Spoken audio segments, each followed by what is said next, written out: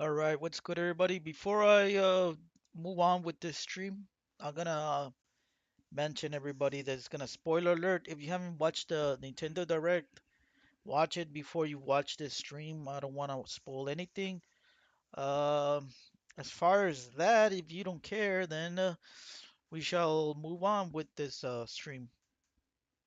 So I've been wanting a revival of Warlock for over 2 years now, and the game was launched in 2000, which was a year of the dragon. We're now the year of the dragon. The game was gonna have a sequel, and then it just never had a publisher. But yeah, there was a game. This one intrigued me the most, aside from the Mario Party game. And I know with the Nintendo Switch Online stuff, but yeah, Nintendo Switch Online stuff, you need friends in order to play online, so it's not necessarily online. This idea is so revolutionary and amazing. Look at this.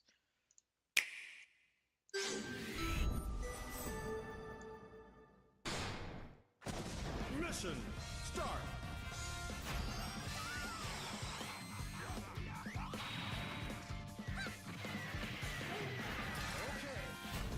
All right, so let me explain to you. You see this right here? It's basically your base, I think. Your target has to destroy the finish line, and then as you go along, I guess you get perks, you level up, you get characters. Like there's a lot of stuff in this game that is gonna be very addicting, and then that's where a lot of these games are coming out right now because they're trying to come up with something that's addicting, something that's grindful that you can level up and unlock stuff, get stuff, and make an older game and then change it around. Like the graphics look a lot like the original Metal Slug, so they didn't put a lot of like effort into making something like 3D graphics. Nobody cares about graphics anymore. The graphics thing was a thing of the 2000s and maybe to an extent probably the 2010s. But like this past 5, 6 years, everybody wants to focus on doing remasters and remakes, and they don't care about the graphics because most of us millennials, that we don't really care about the graphics. We care more about the gameplay and enjoying the game, the nostalgia factor. I think that's where the game developers are focusing there. And yeah, it's even multiplayer, so I think they're gonna do like a bash. Whomever destroys their base first wins, and then they're gonna be sending an army, which is gonna be, dude, a really amazing idea.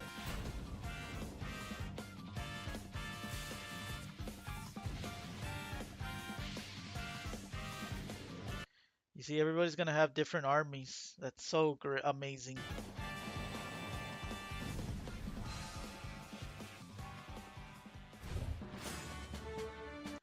Wait a minute, I think I remember seeing this guy.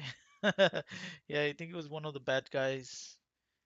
I don't know who's that, and who's that.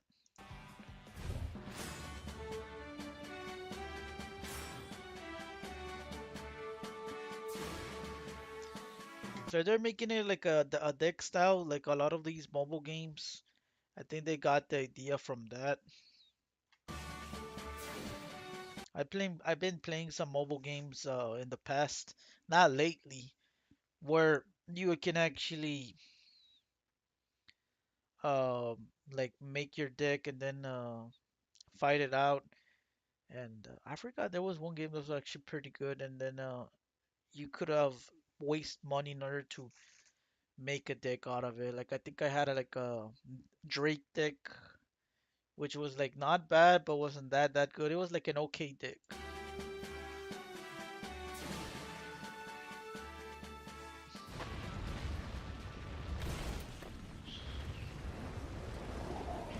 Yes, this is the mode that's gonna be very addicting for people. This one, the online mode, which I'm not a big fan of PvP. I'm actually hating it, but sometimes I'm drawn to it because it's just so addicting. I've been telling myself that I've been wanting to quit PvP games, and I just can't leave them, man. It's like a drug. It's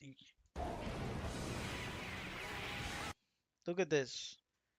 And then of course you're gonna have the other side attacking with whatever force they have, and then this is where they're duking it out on the map.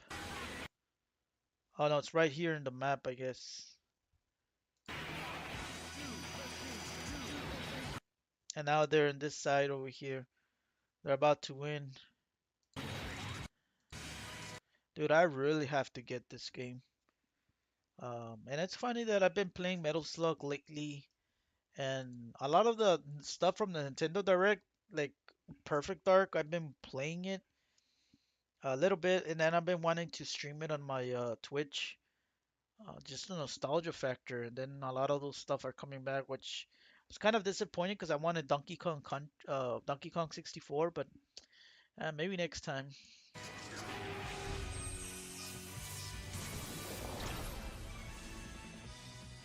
Now,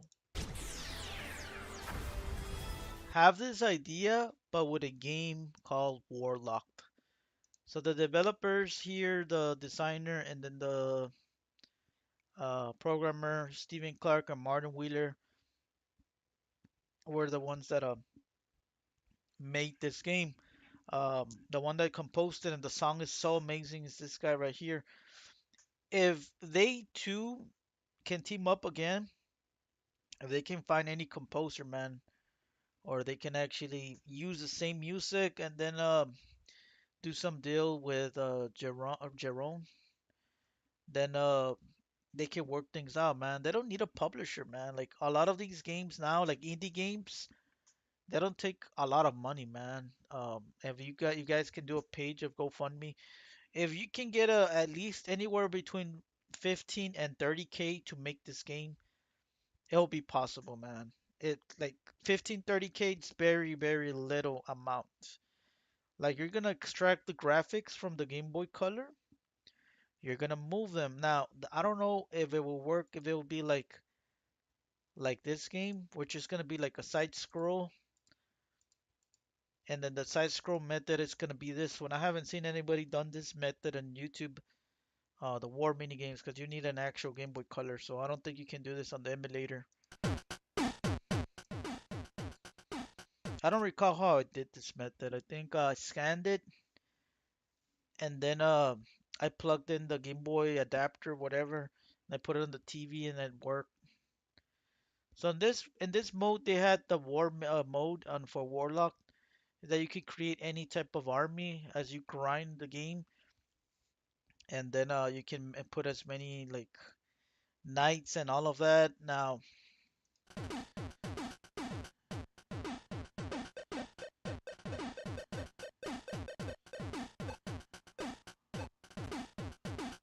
you see, you enter your name of the army, so I added 30 foot soldiers,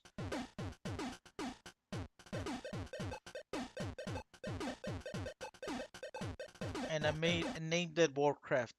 I get a lot of no Warcraft vibes in this game.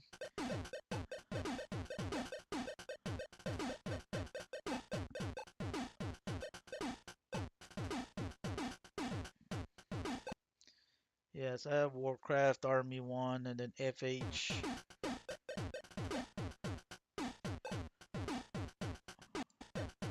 They had something going on with this type of mode, and this game was too ahead of its time.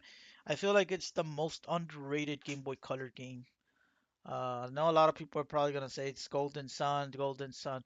Wait, did Golden Sun came out on Game Boy? I know Golden Sun came out on Game Boy Advance, I think. Yeah, you can say probably Golden Sun is probably the most underrated game on Game Boy Advance because it never got a remake or remastered. It never did. It's been forgotten. This game has been forgotten. Uh, Probably the best RTS handheld game. They did a Game Boy Advance RTS game about robots, but I don't know, man. Like, there's no charm to it. This game has a lot of charm. All right, let's skip this part. You see, there's gonna be the armies, which is side-scrolling, similar to the game that I was mentioning here of the Metal Slug. They can actually do something like this, And then the power, how many grunts can kill knights? Of course, only 5 knights survived.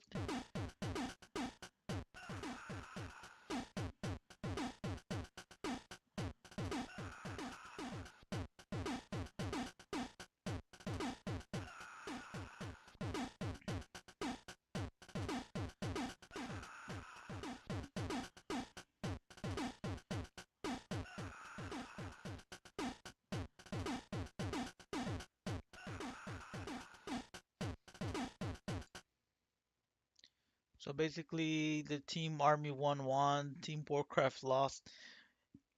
Similar to this, but I think if you guys add something like a top-down, more like a Warcraft 3 direct strike.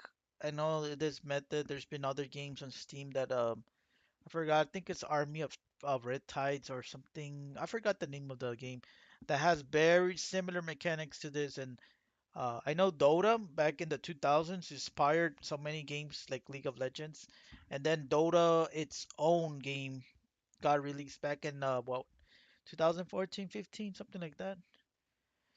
And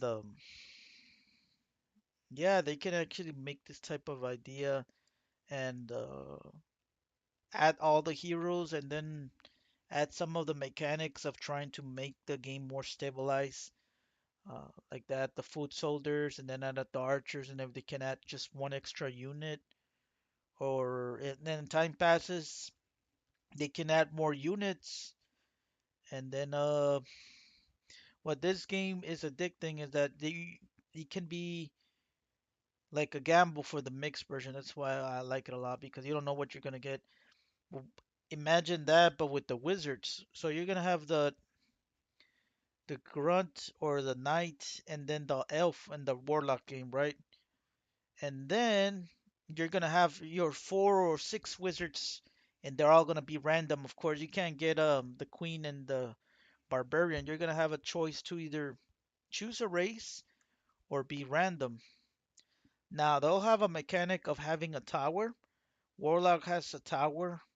As soon as you destroy the tower, you'll have the function to actually purchase your general, which is gonna be the queen or the chief zog. That one's gonna boost up the units so that you can end the game and destroy their tower. Now the tower is gonna be a little bit strong to destroy. They can actually stack from there and then push. So, which in this method, all right, so you're gonna have the bonus getting the income money over here. Now, with this game has a thing called gold. Has 4 goals. You get a gold, and then there's a cooldown. You can't get another one until like so many seconds until the next one. You get a revenue of gold. Well, you guys can implement something like that for Warlock, but you can have like the base, and then you can have the gold, and then you can either purchase a worker or a unit to be sent to attack the other side. Now you'll have us. Everybody's gonna start with 3 workers. You can send in the 3 workers and start mining the gold.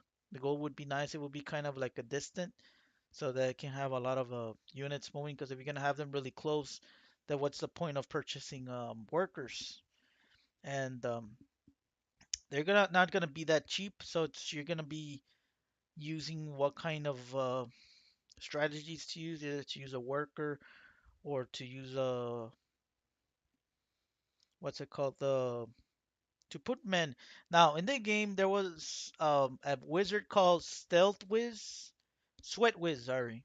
That will make the workers move faster. Now if they can make like a gambling of having like a 5 or 6 um wizards to actually like every game is different, and then they will have a function that you can actually gamble.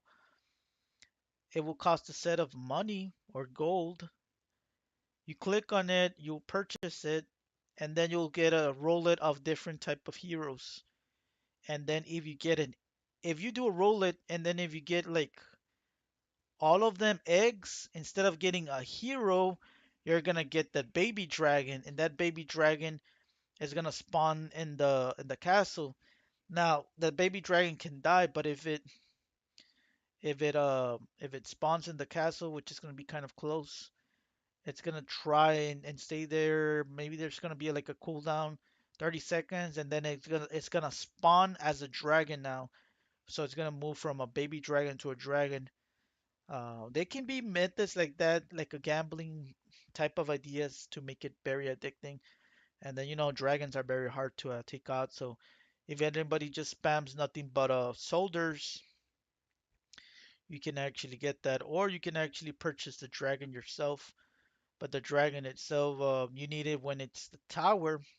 But once the tower is destroyed, you can only get the dragon once it's in your own base, and you can only get it by the roulette. You see, ideas like this would be so amazing. Um, Let me show you a preview of this. Give me 1 second. The critics. Oh my God, commercials really. Give me 1 second.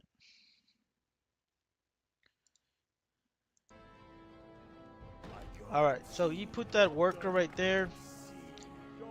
There's 17 seconds left until his spawn response. That's gonna be very similar to what exactly what this game mode I would like to have in Warlock. Is that you're gonna have a cooldown and then you can do either 1v1, 2v2, or 3v3.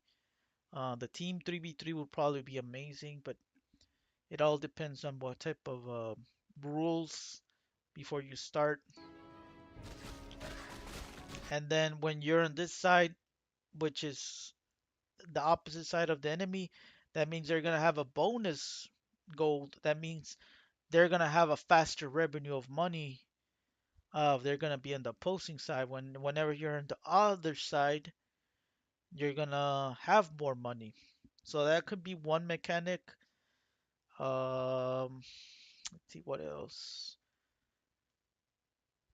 Yeah, having the wizards. Once you actually have a wizard that spawns, and it's gonna be probably more expensive, of course, than your average worker.